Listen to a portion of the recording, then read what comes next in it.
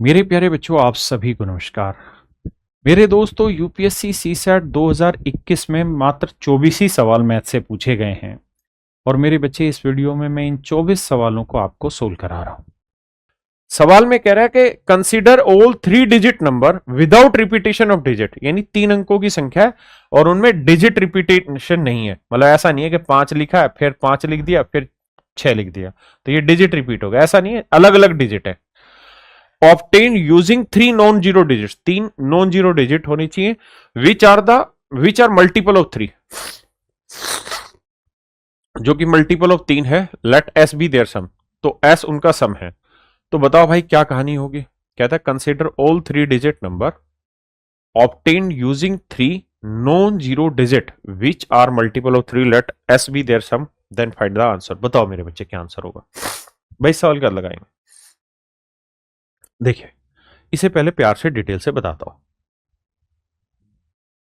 सवाल ने क्या कहा, देखिए हमें जल्दबाजी नहीं करनी, प्यार से पढ़ना है। बस दिमाग में बैठा लो कि जिस मंजिल पे तुम जा रहे हो उसमें मैथ बर्डन नहीं रहेगा। कह ही रहा है कि भाई 3 डिजिट का कोई नंबर है, 1 2 3। दूसरी बात वो ये कह रहा है कि तीनों डिजिट रिपीट नहीं हो रहे हैं। मतलब ऐसा नहीं है कि यहां 3 लिखा है तो यहां पे भी 3 हो, यहां पे भी 3, ऐसा नहीं है, अलग अलग अंक है। वो ये भी कह रहा है कि सारे के सारे डिजिट नॉन जीरो, यानी जीरो कोई भी नहीं है। अगली बात वो ये भी कह रहा है कि सारे के सारे डिजिट मल्टीपल ऑफ 3 है, 3 के मल्टीपल है। तो भाई डिजिट कौन कौन से होते हैं, 0 1 2 3, ये डिजिट होता है। अब 3 से कौन कौन भाग जा रहा है, 0 जा रहा है जी, फिर 3 जा रहा है, फिर 6 जा रहा है, फिर 9। 3 के मल्टीपल तो यही होंगे। आपने कहा लेकिन समस्या ये है कि 0 तो आप यूज ही नहीं कर सकते। बिल्कुल नहीं होने का सर, 0 नहीं हो सकता। अब मतलब ये है कि 3 ले सकते हैं, 6 और 9, तो बहुत सारे डिजिट बनेंगे। बिल्कुल ठीक है, तो अगली बार 3 रखना, 9 यहां 6। ये बनाना नहीं है, ये तो मूर्खों का काम है। मैं मूर्ख हूं इसलिए समझा रहा हूं सबको। आगे 6 लेते हैं तो यहां 3 ले लेंगे, यहां 9। ये पीछे समझा चुका हूं पूरी कहानी, 9 3। अगला 9 ले लेते हैं, 3 6, 9 6 3। इन सबको जोड़ोगे तो मेरे बच्चे ये 2 से भाग होगा, 3 से भाग होगा, 37 से भाग होगा, माफ करिएगा, 111 से भाग होगा, और x plus y plus z से भी डिवाइड होगा। x plus y plus z क्या है, 3 और 6 9 और 9 18 से भाग होगा। भाई मैंने ये भी तो कहा कि अंकों के जोड़ से भी तो भाग होगा, बुद्धि खोलो। ओ मेरे बावलो, बावलो नहीं, समझदार हो। अब मुझसे पूछ रहा था किससे डिवाइड होगा, तो कह रहा जी 74 से क्या हमेशा डिवाइड होगा। हाँ भाई, 2 और 37 से जब भाग हो रहा है तो 37 दूनी 74 होता है, 37 टू जा 74 होता है, तो 74 से भाग होगा, 74 से डिवाइड होगा। नेक्स्ट में कह रहा है क्या इन 9 से डिवाइड होगा, बिल्कुल होगा। क्यों, क्योंकि एक आंसर हमेशा ही तीनों डिजिट का सम भी होता है, जो मैंने लिखा है, और तीनों डिजिट का जो सम है वो 3 + 6 + 9 आया 18, और 18 9 से डिवाइड हो रहा है राजा, तो इसका मतलब ये 9 से भी डिवाइड होगा। मतलब मेरे प्यारे बच्चों, ऑप्शन सी मेरा राइट आंसर है। करिए भाई। और ये नहीं है कि केवल यही मेथड है इन सारे सॉल्व करने के, और भी मेथड है। वो सारे मेथड जैसे जैसे वो कॉन्सेप्ट सिखाता जाऊंगा वो मेथड एक्सप्लेन करता चला जाऊंगा। देखिए यार, आखिरी से 3 3 के जोड़े बनाओ, 3 6 9, P52, P की वैल्यू निकालनी है, 189 और 37। आइए जी, पहले इन दोनों जोड़ों को जोड़ दूं, कहो तो जोड़ दो जी। नो, मैं अलग से लिख देता हूं ताकि आपका मन ठीक ठीक हो जाए, वरना उल्टी आने का जी कर रहा होगा। क्या पढ़ रहे हैं, साला हिस्ट्री पढ़ते रह गए हम। 9 और 1 10, 8 से 14 और 1 15, 9 3 12 और 1 13। यानी सर ये जोड़ आया 1350, ये जोड़ आया सर 1350। बिल्कुल ठीक है। अब ये था 2 5 पी, बिल्कुल जी 2 5 पी। यहां क्या था जी, 37। इनका जो जोड़ होगा ना मेरे प्यारे बच्चों, इनका जो जोड़ होगा वो इसमें से घटाना है, और फिर हमें देखना है कि क्या वो 7 से भाग हो रहा है कि नहीं हो रहा। 7 से भाग हो रहा है कि नहीं हो रहा, बड़े ध्यान से देखना। भाई इसमें से ये घटाना है, तो मैं पहले क्या करता हूं, 1350 में से 37 घटा लेता हूं। तो 1350 में 37 घटाएंगे तो बचेगा कितना भाई, 1313। आपने कहा हाँ बात तो सही है। अब मैं 250 घटा लेता हूं। आप कहें सर 250 क्यों घटा रहे हैं, हमें तो पी घटाना था, हमें तो पी घटाना था। मैं कह रहा हूं यार हमें नहीं पता पी की वैल्यू क्या, 250 घटा लेते हैं। देखो यार 3 आया, 11 में 5 गया 6 आया, बिल्कुल ठीक है। और यहां क्या बचा, 11 11 में से 2 गया 9 आया, 963। अब ये देखो कि 7 से भाग जा रहा है कि नहीं जा रहा, 7 एकम 7 बचा कितना मेरे भाई, तो 2 बचा, 7 ते 21, 5 बचा, तो 7 8 56, तो 56 करना है मेरे प्यारे बच्चों। इसे क्या करना है, हमें 56 करना है, तब तो भाग जाएगा हमें, है ना। तो मेरे बच्चे भाग जाएगा, तो बताओ क्या वैल्यू रखें कि 7 से डिवाइड हो जाए, क्या वैल्यू रखें कि 7 से डिवाइड हो।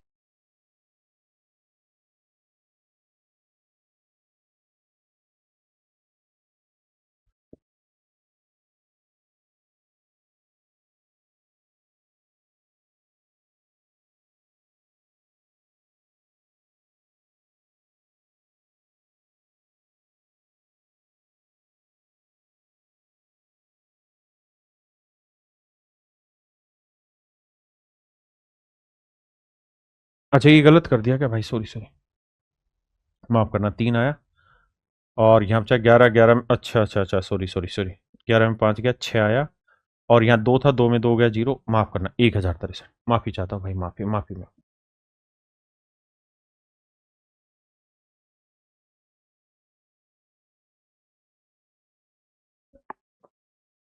आइए मेरे भाई, अब देखो यार एक तरीका मैं इसे भाग दूं, 7 एकम 7 बचा कितना मेरे बच्चे 3, 7 5 35, बचा कितना 1, तो बचा यहाँ पे 13। अब 13 के इर्द गिर्द मुझे मेरी सारी वैल्यूज घूम रही हैं, 13 के इर्द गिर्द सारी वैल्यू घूम रही है। अब 13 के इर्द गिर्द मेरे बच्चे सारी वैल्यू मेरी घूम रही है।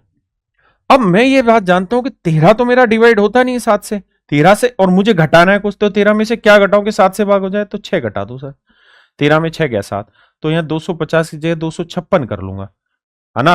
तो फिर यहां घटाऊंगा तो 13 बच रहा था, 13 13 में 6 गया 7, तो ये नंबर 7 से डिवाइड हो जाएगा, यानी आंसर आ गया 6, आंसर आ गया 6। दूसरा तरीका ये था, अगर आपको घटाने में दिक्कत हो रही है तो हमें क्या करना था, एक जोड़ दो आया था 1350, जो दूसरा पेयर आया एक आया 37, और एक पेयर आया 200 250 पी, इसे मैं लिख लेता हूं 250 जमा पी, और जब मैं इसे माइनस करूंगा तो समझो -250 माइनस पी, ऐसे समझो। अब पहले इसको सेटल कर लो, फिर पी को सेट करो, तो आंसर आ जाएगा। हाँ जी, कह रहा भाई 700 से 1000 तक के पूर्णांकों को सूचीबद्ध किया गया है, इनमें से कितने पूर्णांकों में अंकों का योगफल 10 है। Integers are listed from 700 to 1000, in how many integers is the sum of digit 10। देखो मेरे बच्चे, भाई 700 से 1000 तक है, तो 700 से गिनती शुरू होगी और 799 तक जाएगी। आपने कहा हाँ सर बिल्कुल ठीक बात है। 800 से गिनती शुरू होगी सर, 899 तक जाएगी, कोई बात ना सर। और 900 से शुरू होके 999 तक गिनती जाएगी, कोई बात नहीं सर। इसके बाद आएगा 1000, 1000 में तो अंकों का योग 10 है ही नहीं, तो इसे तो हटाई दो लिस्ट से। अब सर, अब कहानी को समझना मेरे भाई, और ये मतलब बहुत पुराना पेपर नहीं है, 2021 का सी सेट का सवाल है। अब उसने ये कहा कि इसके अंकों का योग 10 होना चाहिए, तो 700 से 799 के बीच में कोई भी संख्या होगी तो इसी फॉर्मेट में तो होगी 7xy। भाई 700 से 799 के बीच में कोई भी संख्या लिखोगे इसी फॉर्मेट पे लिखोगे, आपने कहा हाँ सर। ऐसे ही 800 से 899 के बीच में कोई भी संख्या लिखोगे तो इसी फॉर्मेट पे लिखोगे, हाँ जी सर। 900 से 999 के बीच में कोई भी संख्या लिखोगे तो इसी फॉर्मेट पे लिखोगे। भाई 3 अंकों की संख्या ऐसी तो होगी 900 से 999, आपने कहा ठीक है। अब मेरे बच्चे अंकों का जोड़ मुझे 10 बनाना है, अगर अंकों का जोड़ 10 बनाना है तो मुझे बताना है ये 7 है, तो इन दोनों का जोड़ 3 बनाना होगा, तो मतलब मुझे x प्लस वाई 3 लाना होगा। तो सोचो 3 कैसे कैसे आ सकता है, तो आप कहेंगे 0 3 ले लो सर, फिर 1 और 2 ले लो सर, फिर 2 और 1 ले लो सर, फिर 0 ना 3 और 0 ले लो। भाई कोई और ऑप्शन है क्या 10 बनाने का, आपने कहा ना सर कोई और ऑप्शन तो नहीं है। मतलब 700 से 799 में कुल मिला के 1 2 3 4 संख्याएं हैं, यानी 703, 712, 721, 730, 4 संख्याएं ऐसी पॉसिबल है जिनके अंकों का जोड़ 10 हो सकता है। ठीक है जी। अब आइए यहां 800 से 899, भाई अंकों का जोड़ 10 लाना है मेरे बच्चे, तो ये बताना 8 हो गया तो ए और बी का जोड़ क्या चाहिए सर? 2 चाहिए। तो सर ए प्लस बी 2 चाहिए, बिल्कुल चाहिए सर, इसमें तो कोई दो राय नहीं। क्या क्या हो सकता है सर? 0 और 2 ले लो, 1 और 2 ले लो सर, ना ना ना सर गलत, 1 और 1 ले लो, 2 और 0 ले लो, यानी 802 हो सकती है, 811 हो सकती है, 820 हो सकती है। बिल्कुल सही बात है सर, बिल्कुल परफेक्ट बता रहे हो आप बात। ठीक है सर, तो कितनी संख्या संभव है? 1 2 3, 3 संख्या संभव।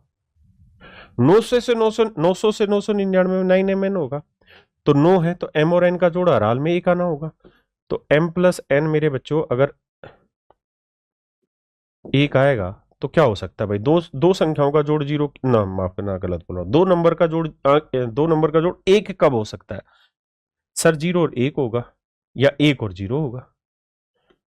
मतलब ये कि सर या तो 901 हो सकती है या 910 हो सकती है, मतलब दो संख्याएं यहां बनेंगी।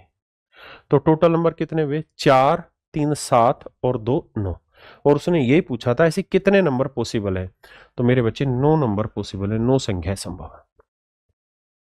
देखो जब बच्चा पैदा होता है ना तो पहले दिन भागना शुरू नहीं कर देता, वो पहले दिन तो वो धीरे धीरे पहचानना शुरू करता है, गर्दन सीधी करनी शुरू करता है।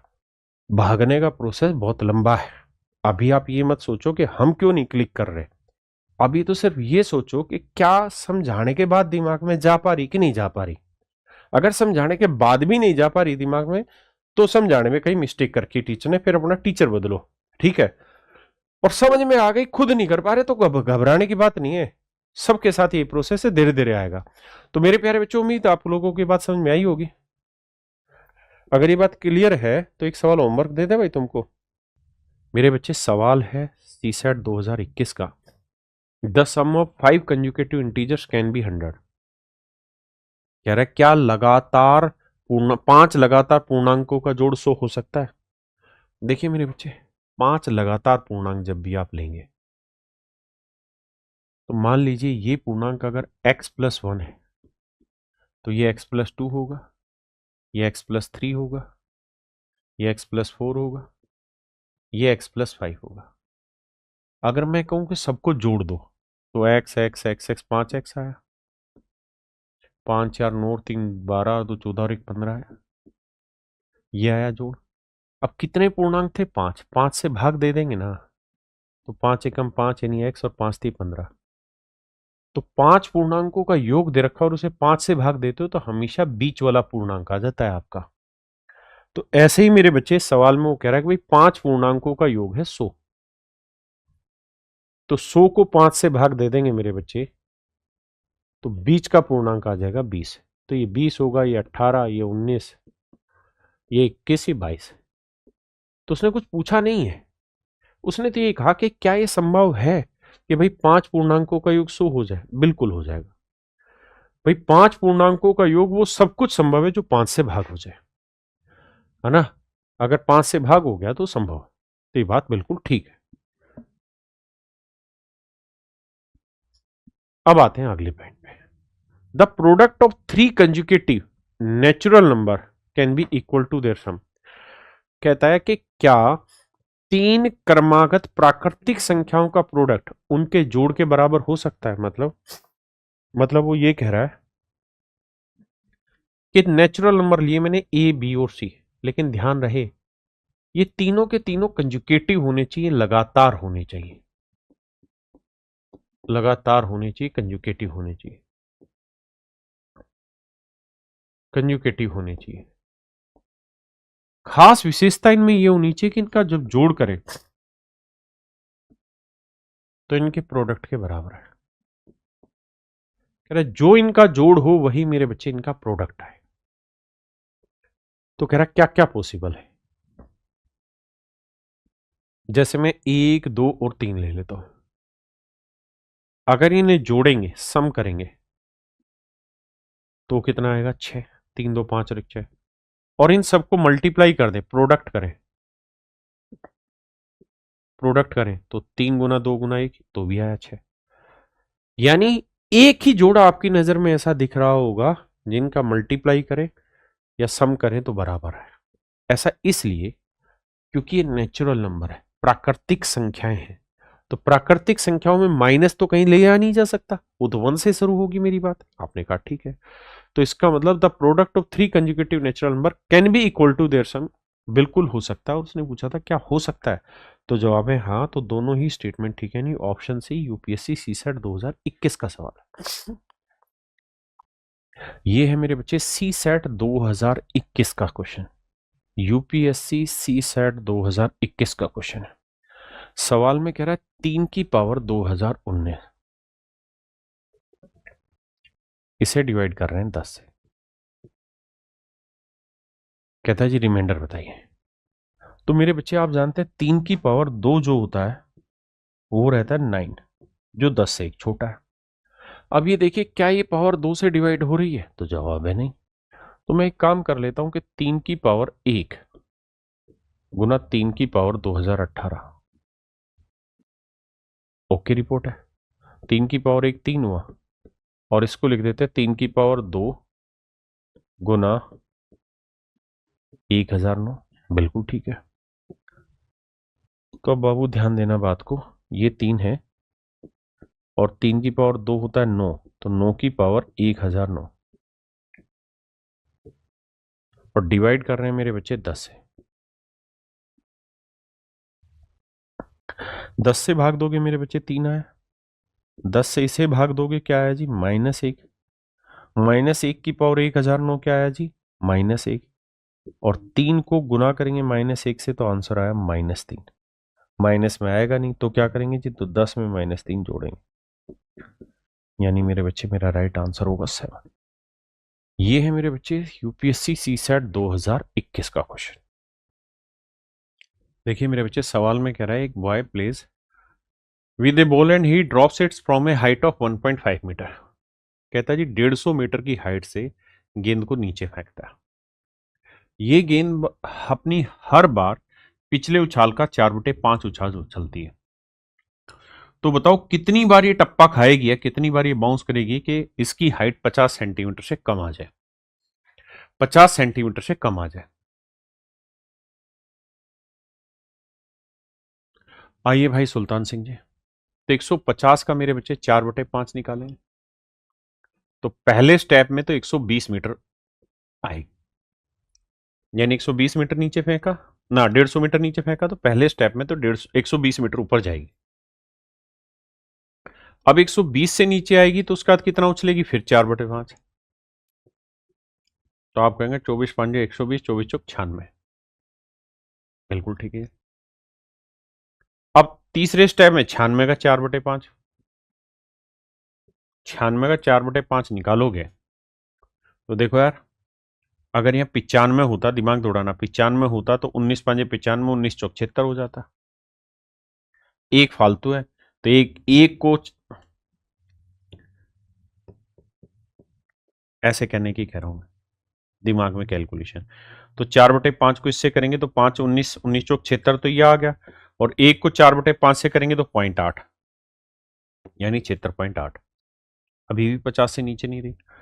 अब चौथा स्टेप लेंगे जी, 76.8 का 4/5 करेंगे, आओ राजा 4 से गुना कर लेते हैं, 4 8 32, 4 6 24 और 3 27, 4 7 28 और 2 30, इसे 5 से भाग देते हैं।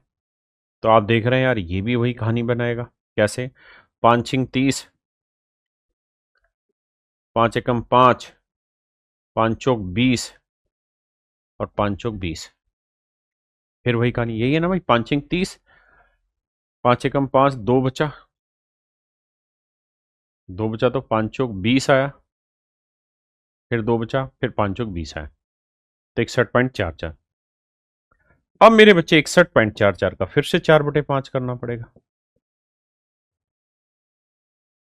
मैं ये कह रहा हूं कि आप सीधा सीधा दिमाग ये दौड़ाओ कि अगर मैं यहां 60 लिख लेता तो 60 का 5वां हिस्सा क्या होगा, 12, 12 चौक 48, 12 चौक मेरे बच्चे 48। बस थोड़ा सा दिमाग दौड़ाओ, पूरी कैलकुलेशन मत करो। अगर सोचो यहां 60 लिखा होता, 60 का 4/5 करते तो मेरे राजा मन मन में करते 5 का 12 आता, 12 चौक 48, यानी 48 तो ही आ जाता। और अब बचा कितना मेरे बच्चे 1.44। तो 1.44 का 4/5 कर रहे हो, तो 1.44 का 4/5 करोगे तो वैल्यू हर हाल में 1.44 से नीचे ही रहेगी, यानी जोड़ दूंगा तब भी आंसर 49.44 होगा, जबकि उसकी उससे छोटा आना है। और मुझसे सवाल में यही पूछा होता कि 50 सेंटीमीटर से कम हाइट पहली बार कब हो, मतलब कितनी स्टेप के बाद हो जाएगी। तो पहला, दूसरा, तीसरा, चौथा, पांचवा, जैसे ही आप पांचवें स्टेप पे जाएंगे, यानी पांचवी बार टप्पा खा के उछलेगी वो, तो उसकी हाइट मेरे बच्चे कम हो जाएगी। और यही मेरे सवाल का सही उत्तर था। यूपीएससी सीसैट 2021 लगातार पूछने वाले सवाल है। कहता है एक बिसात है शतरंज बोर्ड पर एक सीधे पथ की लंबाई में विकर्णों पर 6 क्रमागत वर्गों को कितने विभिन्न प्रकार से चयनित किया जा सकता है। देखिए यार, ये है मेरे बच्चे चेस बोर्ड की फोटो, नहीं पता हो तो बता देता हूं। कुल मिला के 8 खाने होते हैं इस तरफ, 1 2 3 4 5 6 7 8, 8 ही खाने होते हैं इधर, 1 2 3 4 5 6 7 8, और टोटल कुल मिला के मेरे बच्चे 8 8 64 खाने होते हैं। कितने खाने मेरे बच्चे? 64 खाने होते हैं। आपने कहा जी ठीक है। अब उसने कहा कि विकर्ण के अनुसार अलोंग विद डायगोनल, देखो क्या लिखा है, विकर्णों पर एक बिसात शतरंज बोर्ड पर एक सीधे पथ पर on a chess board in how many different ways can 6 consecutive squares be chosen on the diagonal. कहता है डायगोनल पे चूज करने 6। तो मेरे बच्चे आप ये बताना, डायगोनल यही तो हुआ, यही तो डायगोनल हुआ। आपने कहा तो इसमें कितने वर्ग हैं? 1 2 3 4 5 6 7 8, 8 वर्ग में। बिल्कुल ठीक है जी। तो 8, 8 में से 6 लगातार चुनने जमा 1, 8 में 6 गया 2, 2 और 1 3। बिल्कुल ठीक आंसर है। लेकिन मेरे दोस्त, मेरे भाई, ये भी तो सोचो, ये भी तो डायगोनल है, 1 2 3 4 5 6 7 8। डायगोनल यही थोड़ी कि केवल यही होगा, ये भी डायगोनल होगा। तो हम कह सकते हैं कि हाँ सर बिल्कुल ठीक बात है। तो यहां पे जाओगे तो ये इसका भी सेम तरीका है, 8 में से 6 लगातार चुनने तो +1, 8 में से 6 गया 2 और 1 3। तो मैं ये कह सकता हूं 3 तरीके तो इस रास्ते पे मिल जाएंगे और 3 ही तरीके आपको इस रास्ते पे मिल जाएंगे। तो टोटल 3 और 3 मेरे बच्चे 6 तरीके आपको मिल जाएंगे। टोटल मेरे बच्चे 6 तरीके आपको यहां पे मिल पाएंगे। ऑप्शन सी मेरा राइट आंसर है। ऑप्शन सी मेरे बच्चे राइट आंसर। देखो मेरे दोस्तों, सवाल में ये कह रहा है biology class at high school predicted that A local population of animal will become double in size every 12 years. कहता है हर 12 साल के बाद डबल हो जाती है, हर 12 साल के बाद डबल हो जाती है। And beginning of the year, और साल की शुरुआत में जनसंख्या 50 जानवरों की थी। P represent the population after an year. तो कहता है एन सालों के बाद जो जानवरों की जनसंख्या होगी उसे पी रिप्रेजेंट कर रहा है। तो बताओ यार कौन सी चीज ठीक है इस वजह से रिप्रेजेंट करें। मैं एक बेसिक तरीके से बताता हूं मेरे बच्चे। मैं ये कह रहा हूं कि अगर मान लीजिए आज किसी शहर में जानवरों की संख्या ए है, 1 साल बाद डबल हो जाएगी, फिर 1 साल बाद डबल हो जाएगी, नहीं हर साल डबल हो रही है, तो 4 हो जाएगी, 8 हो जाएगी, 16 हो जाएगी, एंड सो ऑन। आपने कहा जी ठीक है। अगर मैं ये कह रहा हूं मेरे बच्चों ध्यान देना कि भाई किसी शहर की जनसंख्या ए है या जानवरों की जनसंख्या ए है और हर 1 साल के बाद ये डबल हो रही है, हर 1 साल के बाद ये डबल हो रही है, तो मेरे बच्चों मुझे ये बताओ कि 5 साल के बाद शहर की जनसंख्या क्या होगी। तो आप कहेंगे देखो सर 5 साल, 5वें साल नहीं कह रहा, 5 साल के बाद। तो 1 साल के बाद इतनी थी, 2 की पावर 1 गुना है। मैं कहूं 2 साल के बाद, तो आप कहेंगे 2 की पावर 2 गुना है। मैं कहूं 3 साल के बाद, तो 2 की पावर 3 गुना है। ऐसे ही अगर मैं आपसे ये कह रहा हूं 5 साल बाद क्या होगी, तो आप लिखेंगे 2 की पावर 5 गुना ए। आप कहेंगे हाँ सर ये बात तो सही है, 2 गुना होना मतलब हर बार 2 की पावर अप्लाई होते रहना, 2 की पावर 1, 2 की पावर 2, 2 की पावर 3, 2 की पावर 4, 2 की पावर 5, 2 की पावर 6। अगर मैं सवाल में ये कहता कि बताओ यार 10 साल बाद इस शहर की जनसंख्या कितनी हो जाएगी, तो मैं कहता कि 10 साल बाद पूछ रहे हो तो 2 की पावर 10 गुना ए। आप कहते हैं हाँ सर ये बात हमें समझ में आ रही है, अपने को कोई दिक्कत नहीं है सर। हाँ, अब मैं सवाल रिपीट कर रहा हूं, इसमें किसी भाई को दिक्कत थी नहीं। अब मेरे बच्चे मैं आपको ये कह रहा हूं कि अगर किसी शहर की जनसंख्या आज ए है, अगर किसी शहर की जनसंख्या आज ए है और हर 5 साल बाद, हर 5 साल बाद डबल हो रही है, हर 5 साल बाद डबल हो रही है, हर 5 साल के बाद डबल हो रही है, तो मेरा सवाल आपसे ये है कि यार बताना कि फिर 15 साल बाद कितनी हो जाएगी, 15 साल बाद कितनी हो जाएगी, 15 साल बाद कितनी होगी। तो आपका जवाब होगा सर क्या, ये देखिए सर, आज जनसंख्या ए है, हर 5 साल बाद डबल हो रही है, तो 5 साल बाद डबल होगी, फिर अगले 5 साल बाद फिर डबल हो गई, फिर अगले 5 साल बाद फिर डबल हो गई। भाई 5 साल में डबल, फिर 5 साल में डबल, फिर 5 साल में डबल, क्योंकि हर 5 साल बाद डबल होगी। तो 5 5 10 और 5 15, तो 15 साल बाद हो जाएगी 8 है। जबकि सच ये है सर कि ये तो 2 की पावर 3 गुना ए है, 2 की पावर 3 गुना ए है। जबकि आपने ये कहा था यहां पे, अच्छा इसको मैंने मिटा दिया था, जबकि आपने ये कहा कि भाई 5 साल बाद कितनी होगी, तो 2 की पावर 5 गुना ए। यहां मैं पूछ रहा हूं कि 15 साल बाद कितनी होगी, तो आप कह रहे 2 की पावर 3 गुना ए। तो मेरे बच्चे मैं कह ये रहा हूं कि आपको ये समझना होगा कि हो तो 2 की पावर 15 गुना ए ही रही है, लेकिन बेसिकली यहां हर साल डबल नहीं हो रही, हर 5 साल में डबल हो रही है। तो जितने साल में डबल हो रही उससे भाग दे दो, तो आपका आंसर आ जाएगा। अगर मैं आपसे कहूं कि बताओ यार 40 साल बाद कितनी हो जाएगी, तो फिर आप लिखेंगे कि सर 2 की पावर 40 बटे 5, क्योंकि हर 5 साल में डबल, तो 2 की पावर 40 बटे 5 गुना ए, तो 5 8 40, यानी 2 की पावर 8 गुना ए हो रही है। क्या मेरी बात समझ पाए? आपने कहा ठीक है। ऐसे ही मेरे बच्चे अगर मैं अगले सवाल में ये डाटा इस तरह से रिप्रेजेंट कर दूं आप लोगों को,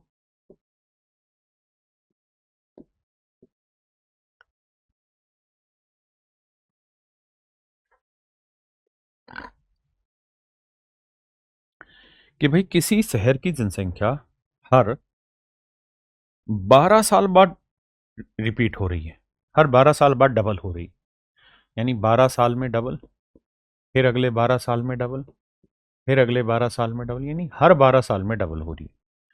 तो यार बताना 36 साल बाद ये जनसंख्या कितनी हो जाएगी, तो आप कहेंगे 12 12 24 और 12 36, यानी 8 हो जाएगी।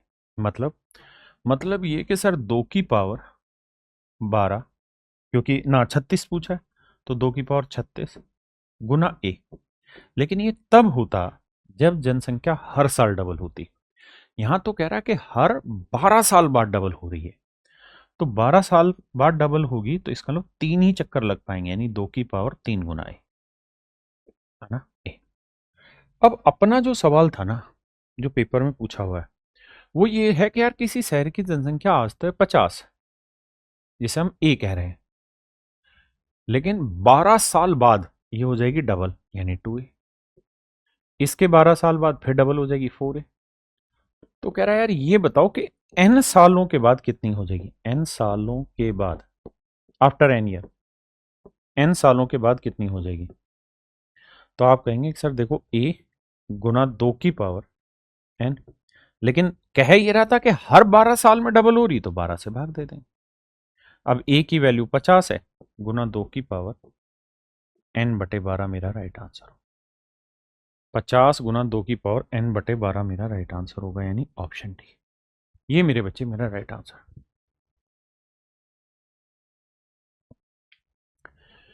देखिए यार, जब किसी निश्चित संख्या को 7 से गुणा किया जाता है तो गुणनफल में पूर्ण रूप से केवल एक का अंक ही समाविष्ट होता है, ऐसी लघुत्तम संख्या कौन सी है? कह रहा है सारे डिजिट 1 1 आते हैं, तो कौन सी संख्या है सबसे छोटी? देखो यार, सबसे पहला तरीका तो ये कि सबको क्या करो, 7 से गुना करके देख लो, और 7 से गुना करने पे जो रिजल्ट आए वो ऐसा आना चाहिए जिसके सारे डिजिट 1 1 1 1 1 आए। दूसरा तरीका ये है कि हम यहाँ 7 की विभाज्यता का नियम देखें, डिविजिबिलिटी रूल।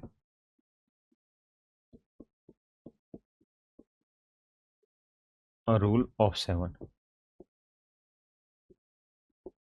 तो आपको याद होगा मैंने क्लास में बताया था कि अगर बहुत सारे डिजिट आ जाएं,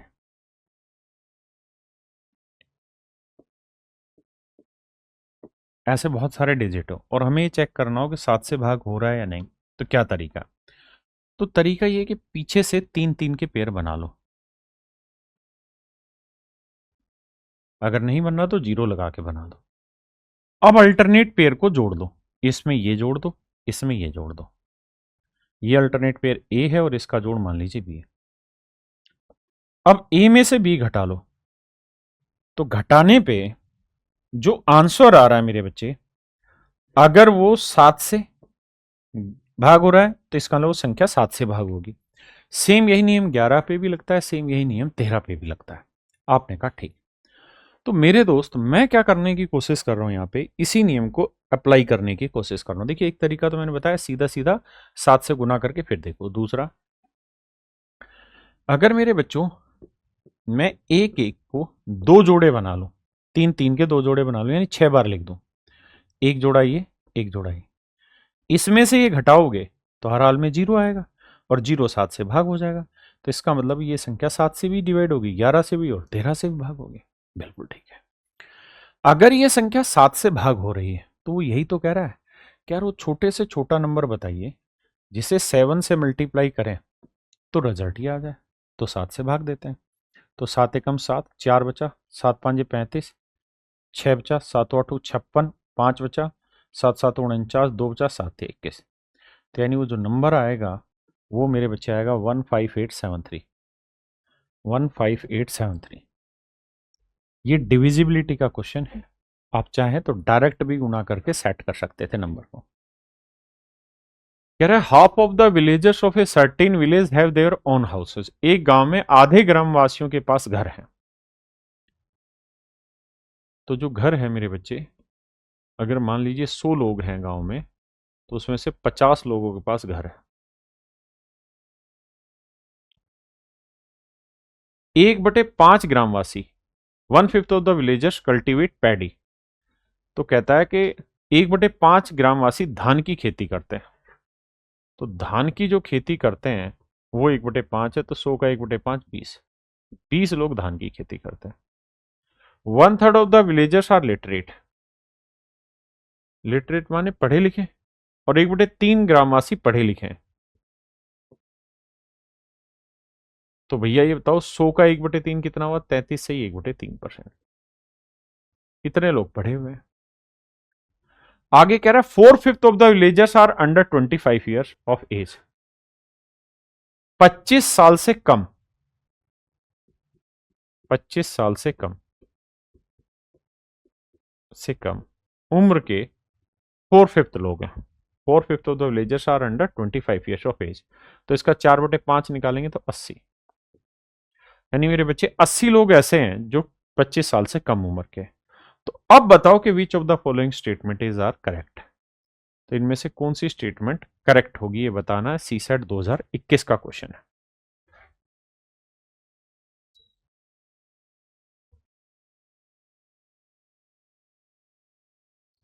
देखिए यार, पहली स्टेटमेंट में कह रहा है कि all the villagers who have their own house are literate. ऐसे गांव वाले जिनके पास घर है वो सारे के सारे पढ़े लिखे नहीं। घर तो 50 लोगों के पास है, जबकि पढ़े लिखे मेरे बच्चे 33 से ही 1/3 लोग। तो ये बात तो गलत है, पहली स्टेटमेंट गलत है। अब दूसरी बात है,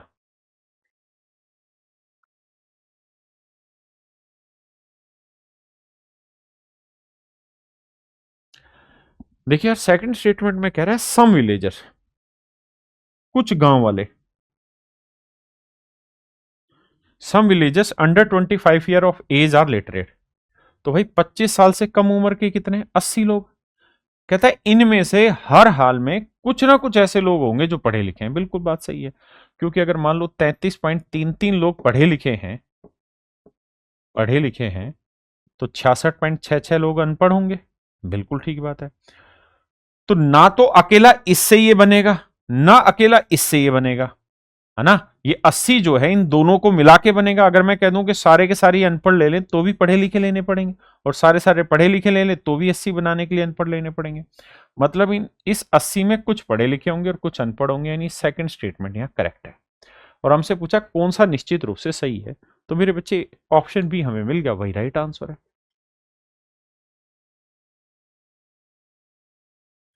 अब थर्ड पे आते हैं। कहता है only half of the villagers who cultivate paddy. कहता है जो धान की खेती करते हैं उसका आधा। तो धान की खेती करने वाले लोग कितने? 20। 20 का आधा 10। तो कहते हैं 10 लोग ऐसे हैं जो पढ़े लिखे हैं। तो ये कहना कोई जरूरी थोड़ी है, ये 10 के 10 अनपढ़ भी हो सकते हैं, ये 10 के 10 पढ़े लिखे भी हो सकते हैं, है ना। और ये दोनों भी हो सकते हैं, पढ़े लिखे भी हो सकते हैं और अनपढ़ भी। तो उसने शब्द क्या लगाया? ओनली। जहां सम वर्ड लगा हुआ है वहां संभावनाएं ज्यादा हो जाती हैं, जहां ओनली वर्ड लिखा है वहां खतरनाक डाटा हो जाएगा। तो सी ऑप्शन भी गलत है।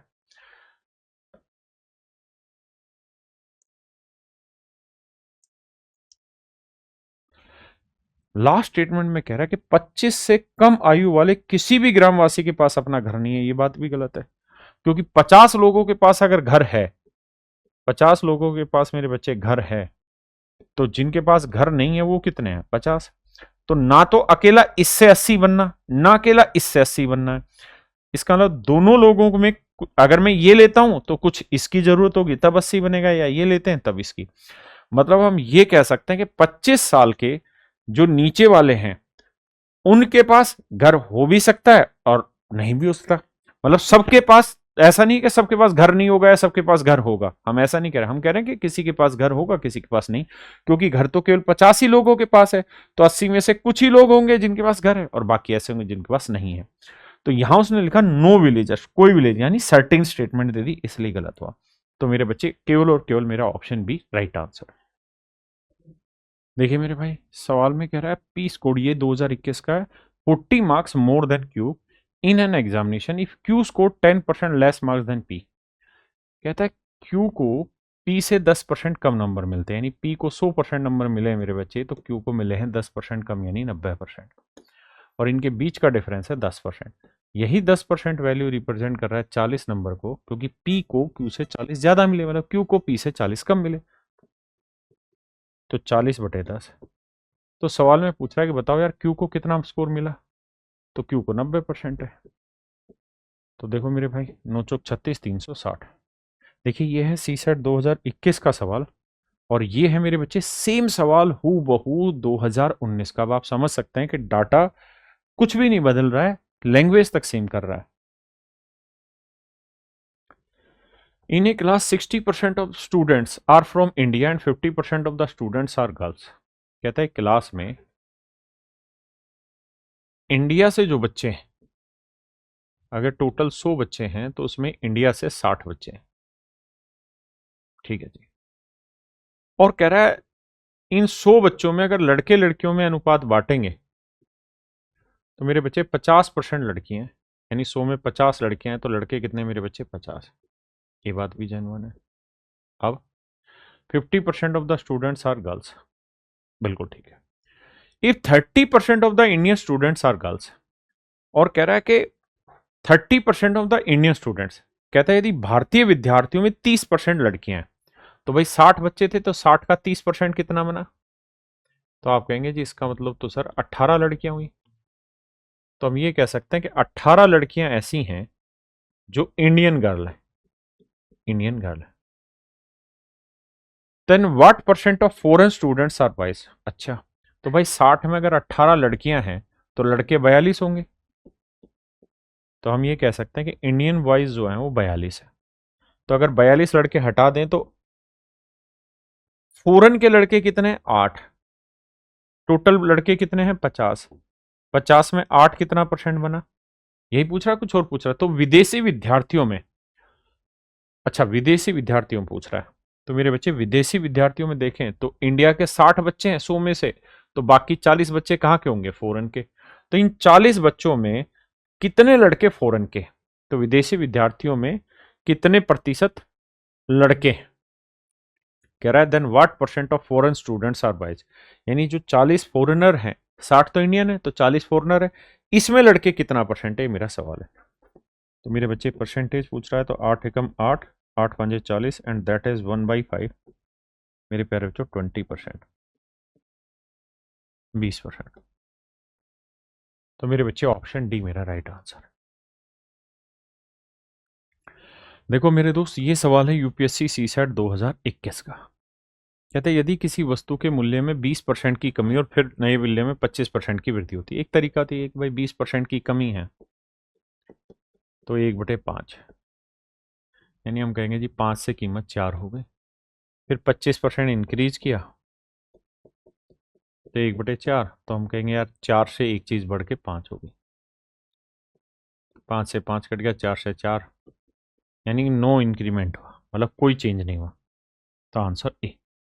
दूसरा तरीका यह है कि हम इसमें सक्सेसिव का फार्मूला लगाएं कि भाई फार्मूला होना है x plus y plus x y by 100%।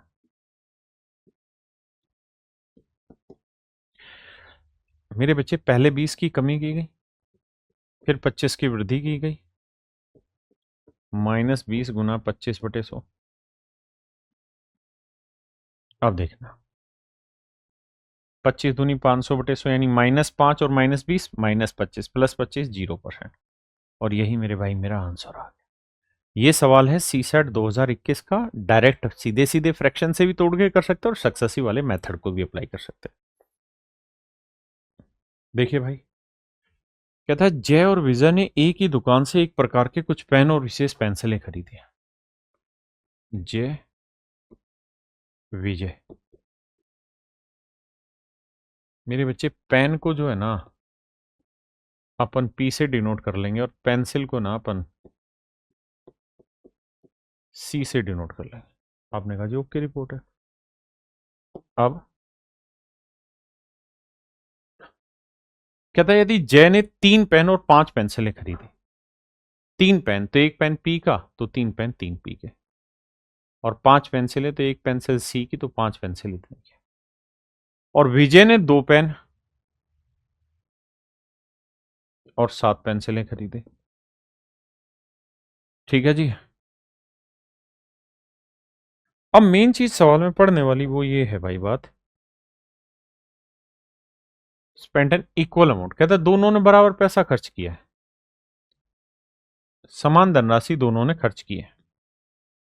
अगर दोनों ने समान धनराशि खर्च की है मेरे भाई, तो यानी यहां का खर्चा और यहां का खर्चा बराबर है, तो ये पी इधर आएगा तो पी बचेगा, और 5 से उधर जाएगा तो माइनस का 2c बचेगा। हाँ जी, तो P अपॉन सी रेशियो लेंगे एंड दैट इज 2:1। यानी पेंसिल की कीमत 1 होगी तो पेन की कीमत 2 होगी, मतलब प्राइस ऑफ पेन डबल होगा पेंसिल से। The price of pen is 2 times the price of pencil, यानी ऑप्शन सी मेरे भाई करेक्ट आंसर है। देखो यार, ये यूपीएससी सीसैट 2021 का क्वेश्चन है। सवाल में कह रहा है there are 3 points P Q and R, a straight line. कहता है 3 बिंदु पी क्यू तथा आर एक सरल रेखा पर इस प्रकार स्थित हैं। ये नहीं कहा कि इसी ऑर्डर में स्थित हैं, उसने कहा कि 3 पॉइंट हैं, सिचुएट कर रहे हैं। लेकिन कहानी ये है कि पी क्यू की डिस्टेंस 3 है तो क्यू आर की डिस्टेंस 5 है।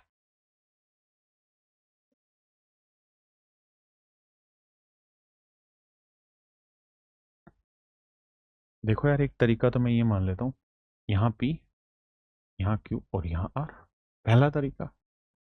तो पी क्यू की जो वैल्यू है वो 3 है, तो क्यू आर की वैल्यू 5 है। बिल्कुल ठीक है। अब कह रहा है P Q is to P R की क्या मान आ सकता है, P Q is to P R की क्या मान आ सकता है। तो इसी लिहाज से देखें तो पी क्यू का मान 3 है, तो पी आर का मान 3 और 5 8। और कह रहा है जितने मान आएंगे वही एन की वैल्यू है, तो एक मान तो आ गया ही है। उसने कहा इनके संभावित मानों की संख्या एन है, तो मेरे बच्चे एक मान आ गया 1। तो कह रहा और कितने तरीके से निकल सकता है भाई। पी क्यू आर की पोजीशनिंग तो हम कैसे भी कर सकते हैं, ऐसा थोड़ी कि जैसे उसने कहा वैसे ही हम करें, ये तो अपनी मर्जी है। हम एक काम ये कर सकते हैं कि यार भाई पी क्यू आ रहा है, हम पी बीच में रख लें, यहाँ क्यू रख दें, यहाँ आर रख लें। आपने कहा कर तो सकते हैं। तो देखो यार पी क्यू की लेंथ हुई 3, यानी ये लेंथ 3 है, और क्यू आर की लेंथ है 5, तो यानी ये लेंथ 5 है, तो ये लेंथ कितनी आई 2। भाई क्यू आर की लेंथ 5 है तो ये लेंथ आई 2, बिल्कुल ठीक है। अब हमसे पूछ रहा है पी क्यू, तो भाई पी क्यू की लेंथ तो 3 आई, और पी आर की लेंथ 2 आई, तो एक आंसर निकालने का तरीका ये होगा। तो 2 आंसर आ गए। क्या और भी संभावित तरीके हैं? आपने कहा हाँ एक काम और कर सकते हैं। भाई हमें इनकी पोजीशनिंग पे ही तो घुमाना है सवाल को, तो मैं पी यहां रख लेता हूं, आर यहां रख लेता हूं, क्यू यहां रख लेता हूं।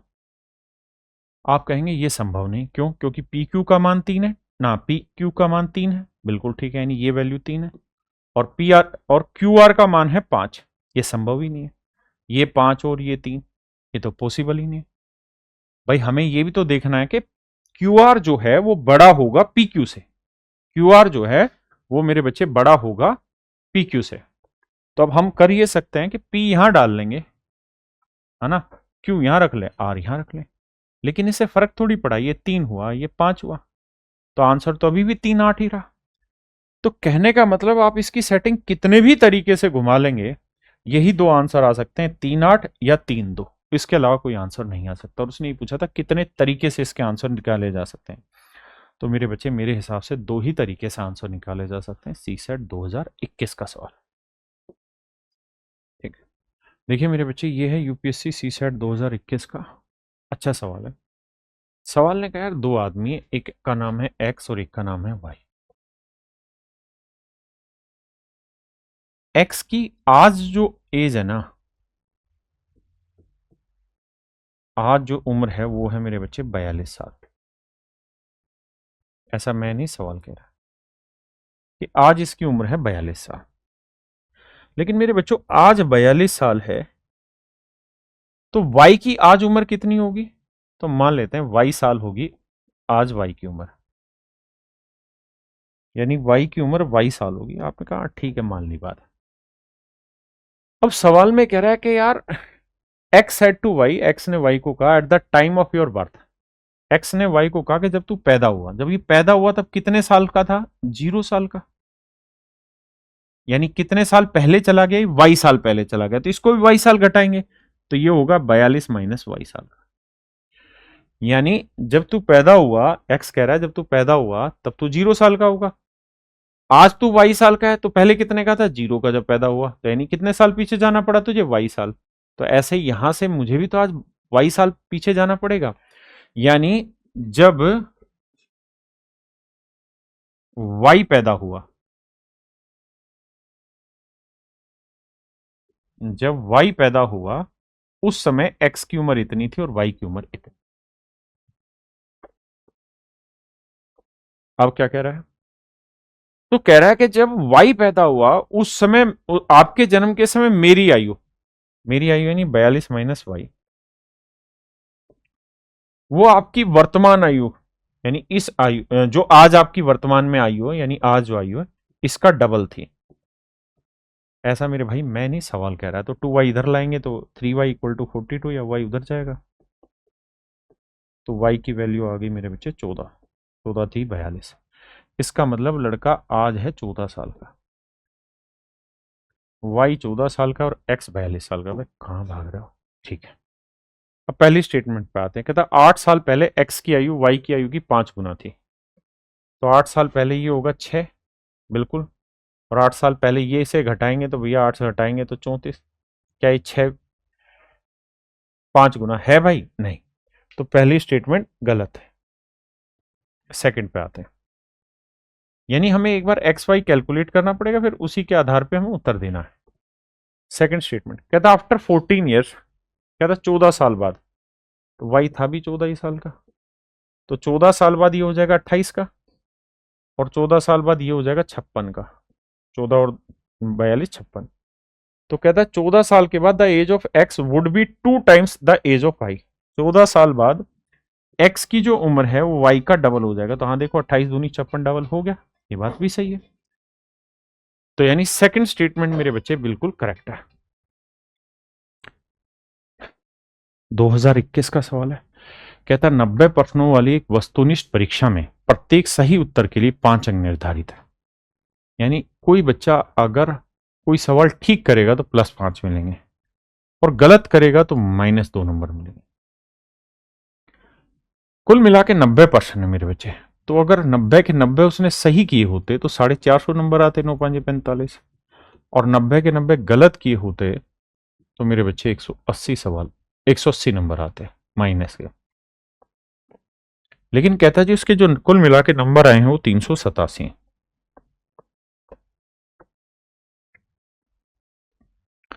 अब देखना जी, 450 में से 387 करेंगे तो 13 और 50 63,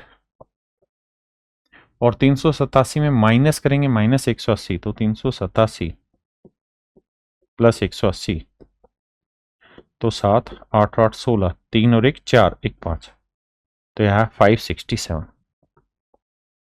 भाई बड़े में से माइनस करेंगे -180 तो माइनस माइनस प्लस हो जाएगा, 7 8 8 16, 3 1 4 1 5। तो मेरे बच्चे रेशियो लेंगे। अब रेशियो देखते हैं यार कितने सवाल कुल मिला के कितने थे मेरे बच्चे, 90%। तो कह रहा है गलत उत्तरों की संख्या ज्ञात करो। तो देखो यार 4 5 11 7 18, तो 9 से कटेगा, 9 6 54, 2 बचा, 9 3 27, 9 7 63, 7 एकम 7, 7 9 63। यानी अनुपात जो है मेरे बच्चे वो 9:1 है। यानी अगर हम बात करें कि 9 सवाल सही किए तो 1 सवाल गलत किया, तो टोटल सवाल 9 और 1 10 यूनिट है। तो 10 यूनिट 90 सवालों को रिप्रेजेंट कर रहा है मेरे बच्चे। तो 1 यूनिट की वैल्यू 9 सवाल, तो 9 यूनिट की वैल्यू 81 सवाल। यानी 81 सवाल ठीक किए और गलत की बात हो तो 9 सवाल गलत। उसने पूछा कितने सवालों के गलत उत्तर दिए, तो जवाब होगा मेरे बच्चे 9। देखिए भाई ये है यूपीएससी सीसेट 2021 का सवाल। सवाल में कह रहा है 2 क्लास है ए और बी। कहता है ए और बी जिनमें क्रम से 25 और 30 छात्र हैं। क्लास ए में 25 बच्चे हैं, बी में 30 बच्चे हैं। कहता है इसमें हाईएस्ट और लोवेस्ट स्कोर दे रखा है, और इसका भी मेरे बच्चे हाईएस्ट और लोवेस्ट स्कोर दे रखा है।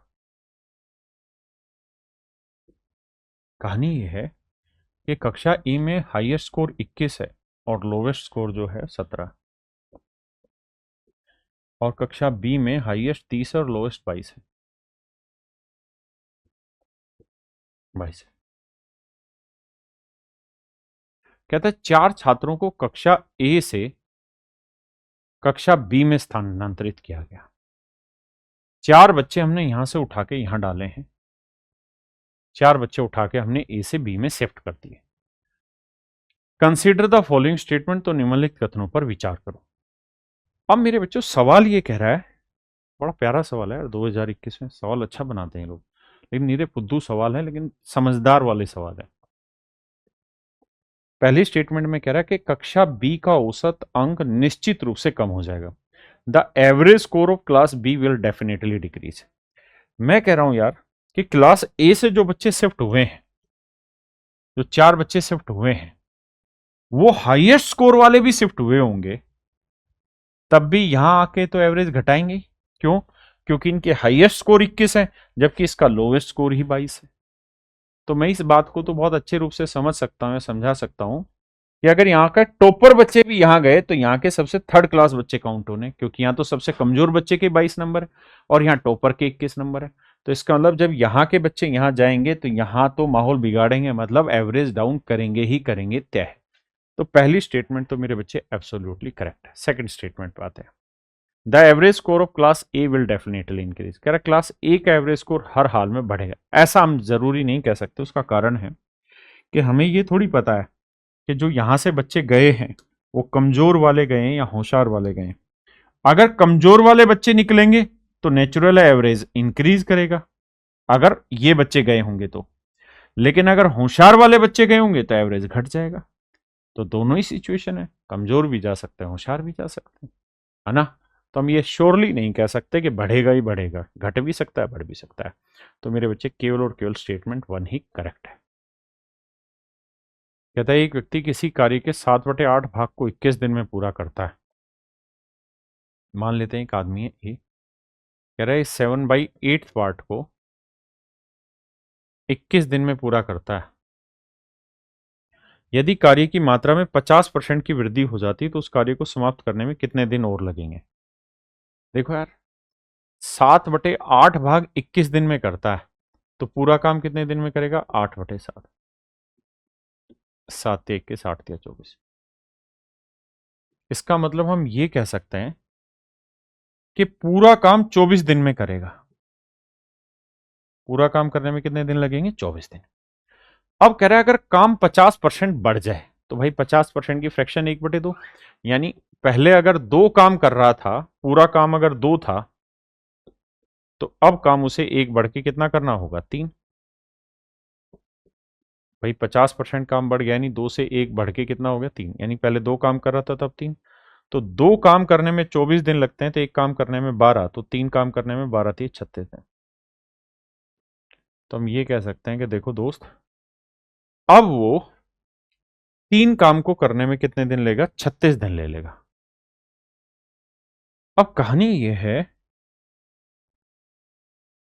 कि भाई जो ओरिजिनल काम था 7/8 पार्ट, इसको करने में उसे लगे 21 दिन। ऐसा सवाल ने कहा कि भाई 7/8 काम को 21 दिन में कर रहा, मतलब 7/8 काम तो उसने कर लिया था और दिन हो गए थे 21। अब कह रहा था कि अगर टोटल काम में 50% का इंक्रीमेंट हो जाए, तो अगर टोटल काम 50% बढ़ जाएगा तो फिर तो काम 36 दिन में होगा। तो 36 में से 21 दिन तो वो ऑलरेडी काम कर चुका है ना, तो कितने दिन और करना पड़ेगा, तो 15 दिन और करना पड़ेगा। और यही मेरे बच्चे हमसे सवाल में पूछ रहा है कि भाई कितने दिन और काम करना पड़ेगा, कितने दिन और काम करना पड़ेगा कि पूरा काम खत्म हो जाए, यानी 50% एक्स्ट्रा काम भी खत्म हो जाए, तो 15 दिन और काम करना पड़ेगा। देखिए मेरे बच्चे, यूपीएससी सीसेट 2021 का सवाल है, पढ़ने में बहुत बड़ा लगेगा। सवाल में कह रहे हैं person x from a place A and another person y from a place B set out at the same time to walk toward each other. कह रहा भैया ये कोई 2 स्थान है, एक स्थान है ए और एक स्थान है बी। तो एक आदमी एक्स है, उसने यहां से चलना शुरू किया है, तो दूसरा आदमी ठीक उसी समय वाई यहां से चलना शुरू करता है। Two places are separated by a distance of 15 kilometre, और कहता है दोनों स्थानों के बीच की दूरी 15 किलोमीटर। अब आगे कह रहा है x walks with a uniform speed of 1.5 kilometre. कहता है एक्स तो पक्का है कि फिक्स है, वो अपनी 1.5 किलोमीटर पर आवर की चाल से ही चलेगा।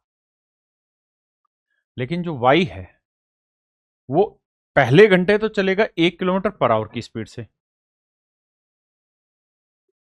दूसरे घंटे जो चलेगा वो 1.25 किलोमीटर पर आवर की स्पीड से,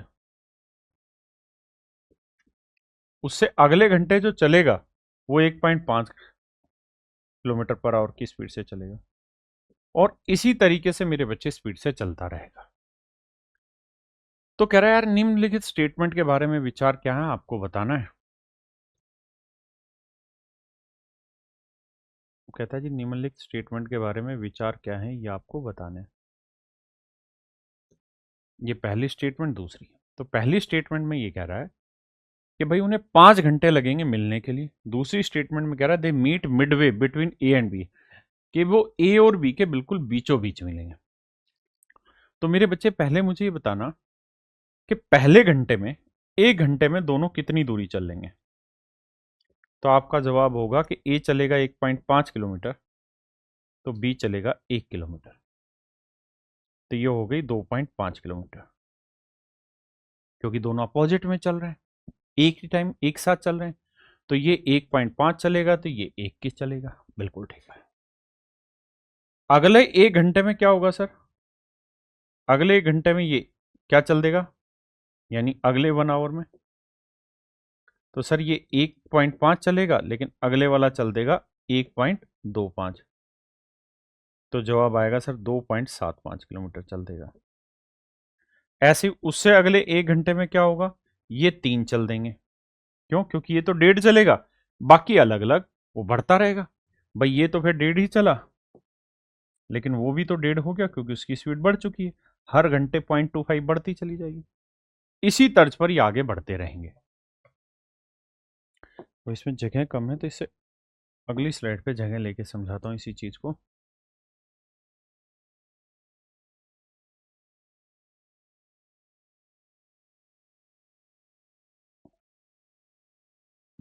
अब आप समझना, अगले घंटे आप जानते हैं कितना चल देंगे, 3.25। उससे अगले कितना चल देंगे, 3.5। और इसी तरीके से आगे चलते रहेंगे। हमारी पहली स्टेटमेंट ये थी कि क्या दोनों 5 घंटे में मिल जाएंगे, यानी क्या 5 घंटे में कुल मिला के 15 किलोमीटर की दूरी चली जाएगी। तो देखते हैं यार, देखो 2.5 और 3.5 कितना हो गया, 6। 3.25 और 3.25 कितना हो गया, 6। 6 6 12 और 3 15। यानी ये बात तो सही है कि 5 घंटे में 15 किलोमीटर की दूरी तय हो गई। तो पहली स्टेटमेंट तो एब्सोल्युटली करेक्ट हुई, इसमें अपने को कोई दिक्कत नहीं है। दूसरी स्टेटमेंट में कह रहा है कि क्या दोनों बराबर दूरी पर मिलेंगे, मतलब बिल्कुल मिडवे में मिलेंगे।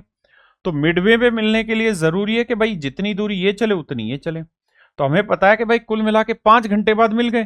तो भैया 1.5 की स्पीड से 5 घंटे में 15 यानी 7.5 किलोमीटर चली होगी। तो नेचुरल है, मिलने के लिए 7.5 किलोमीटर अगर ये यहां से चल देगा तो मिडवे ही तो आया। यानी इनकी मुलाकात कहाँ हो गई मेरे बच्चे, मिडवे पर हो गई। इनकी मुलाकात मेरे बच्चे कहाँ हो गई, बिल्कुल मिडवे पर हो गई। किसी भाई को कोई दिक्कत यहां तक नहीं। तो इसका मतलब दूसरी स्टेटमेंट भी इनकी एब्सोल्युटली करेक्ट है। दूसरी स्टेटमेंट भी बिल्कुल जबरदस्त है।